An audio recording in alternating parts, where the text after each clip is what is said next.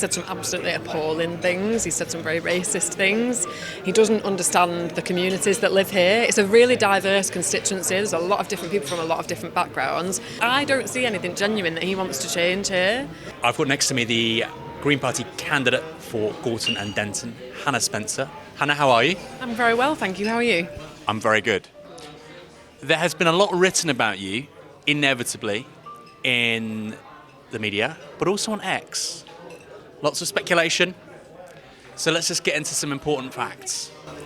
Are you a plumber or a plasterer? At the minute, I'm a plumber. I've been a plumber for a very long time and I'm currently learning how to plaster. So I wouldn't say I'm quite both yet because I've got a long way to go with my plastering, but I am definitely 100% a plumber. Because there's a video of you plastering on X and you've got loads of, I think it's fair to say, quite reform type people saying she's not a real plasterer. Does that kind of thing upset you or anger you? Because it must be quite new to be so prominent for so many people. I think there's obviously a really funny side to it in that, no, I've been really clear that I'm learning how to plaster, and every single one of us tradespeople started on day one not knowing anything. And I'm really lucky that everyone I know in the industry, in the sector, is really supportive of each other when we're learning, so it's really sad to see another side of it where people just seem quite desperate to tear you down. The whole thing is absolutely ridiculous. Apparently I'm not a plumber, which is a bit strange, but the serious side to it I think is, we had someone walk past our office in Gorton on Mount Road screaming. He was really angry and he was like, "You're not a plumber," and I could just see the anger in his voice, and I thought, he's been lied to, he believes it, and yet he's probably someone who I have quite a lot in common with. He's probably someone that between us we've got a lot of common ground and we probably care about the same things, but he's being told, "Don't believe this woman, don't believe," and it's just coming from places who are trying to protect their own interests rather than. And the other side to it is that I think it is really alarming that there seems to be this movement growing that people cannot believe that a woman could do a job like this, and that I've done it for a really long time.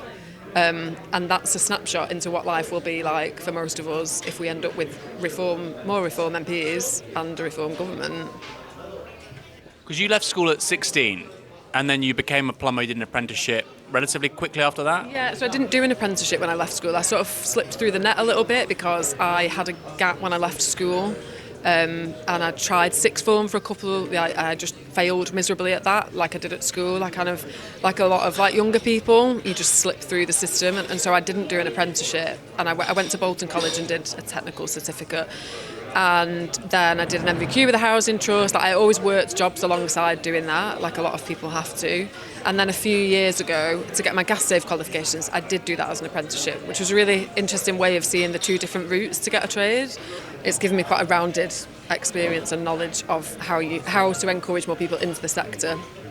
But yeah, it's another thing that people can't get their heads around, that I'm also a gas engineer as well as being a plumber.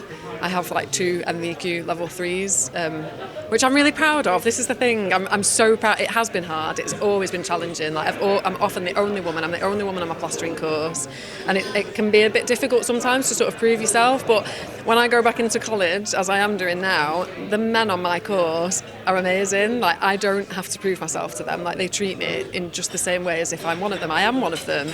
But it's that contrast between going home and being told things that people are saying about me online, but then seeing what life's like every day, and I'm like, these are the people that I care about, the people that I'm on my college course with, that we might not always agree politically, but we do really care and we look after each other.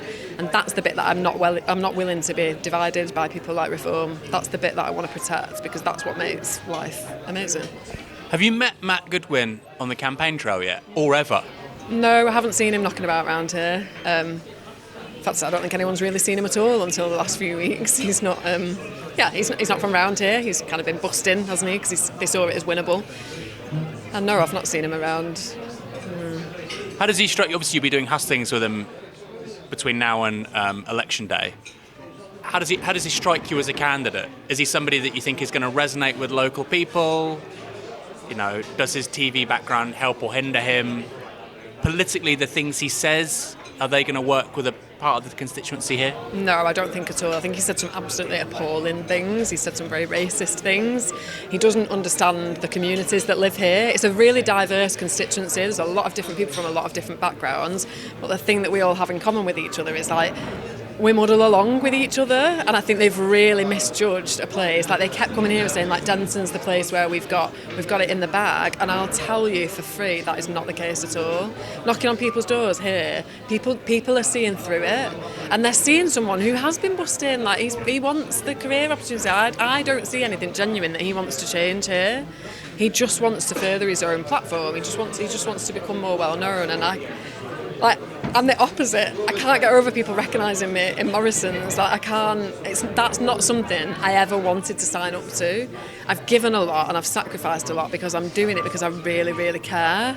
And I think when you're against someone like him, it's clear as day. Like, there's just a massive difference between the two of us. And I think they've really, really misjudged the mood here, and they've misjudged the feeling of people who live here. So just to clarify, we're in Denton right now, which is the part of the constituency, two somewhat different places, bolted together, Manchester, Gorton and Denton. This should be the place where reform do best. And in your opinion, in the wards where they're competitive, they did pretty well in the last election, got double digits in the vote, you don't think they're making the impact that they presumed they might do? I don't think there's any reason for them to think that they should do well here. I think they've made an assumption about people who live here. They've assumed that the politics they're offering is the thing that's going to appeal to people. And I know, because this is much more like my background, it's much more like the place I've lived. I live down the road here, and I know that white working class communities, especially in Greater Manchester, really care about each other. And so I think their divisive politics in a place where, when we've had horrendous things like the Manchester terror attacks, like where we have stuck together, they just don't know that that's happening because they don't know the area very well, and they assume that white working class communities don't care about each other. So Greater Manchester is quite centre-left, quite socially liberal. It's been a heartland for Labour for decades at local government level. Why should swing voters in this constituency vote Green rather than Labour? I think it's very obvious that people are intelligent enough to know that not one political party is going to have the answers to everything that you believe in. So I think people know, like, you're picking the thing that is closest to what you care about. But the thing that people really see in us is that we work hard. Like, we absolutely graft, and I show that on an individual level. Like, I was determined to finish my college course. I'm still a counsellor. Like, I lead the group on my council. I'm coming out here in the evenings, like, but that is what we do. But that's the thing that a lot of people here have to do. A lot of people are working 3 jobs to keep a roof over their head. And I'm seeing that, and I'm hearing it, and I'm hearing it from people in the constituency, and I'm hearing it from people that I know who previously will tell me that they once would have voted reform, who are saying, we just want people who work hard and care. And that is what we're demonstrating. And I think that is really cutting through to people.